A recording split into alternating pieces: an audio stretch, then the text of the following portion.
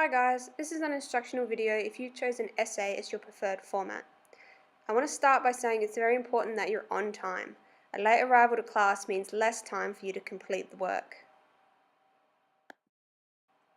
Just having a look at the practice sheet, there are 15 examples that you can use to get ready in class or in your own time. I want to let you know that during the official practice and the final block, your topics are not on this list. They'll be given you at the very beginning, so you'll have to use some of the planning time at the start. It's also important to note the instructions at the top. Choose a position means you'll be arguing either for or against the statement.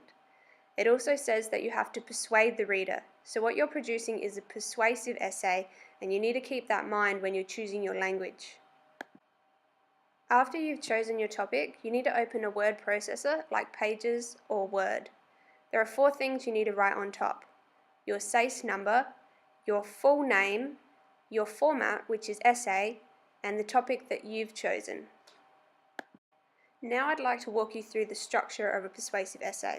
It's a classic 5-paragraph which starts with an introduction, 3 body paragraphs which house 3 separate supporting reasons, and a conclusion. Now your word count for each is going to stay the same. The total piece should be 800 words, or somewhere between 720 and 880. That means your goal for your introduction and conclusion is 80 words each. Your goal for each body paragraph is 213. It's okay to be a little bit under or over, this is just a guide, and one of your supporting reasons and your supporting paragraphs might be bigger than the others. That's fine too. Just keep an eye on the word count at the bottom. Your introduction should be made up of 3 parts. The first sentence is your thesis statement or topic sentence. It basically tells me if you're for or against the statement.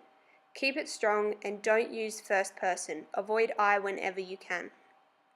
Your next few sentences outline your 3 subtopics or your 3 supporting reasons.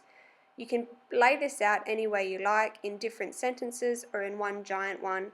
That's fine as long as you are grammatically correct. Lastly, the third and final part is anything you think you need to define or clarify within the topic. In this example, I'm making sure that we're talking about the death penalty in just Australia and not worldwide. When you've written these 3 parts, just check your word count. Again, you want it to be roughly 80 words. Each of your paragraphs will be structured exactly the same, but for different reasons, different subtopics. Think about the way you order your subtopics to really strengthen your argument.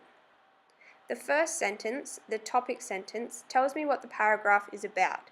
It tells me what your first supporting reason is. Again, keep it strong. You then may need to explain your reason further, adding any background knowledge necessary. The third part is evidence. Now in this case, in the contained environment, you might need to rely on anecdotal evidence or any general knowledge you possess. If you have heard of a quote that works, use it, but that might be difficult.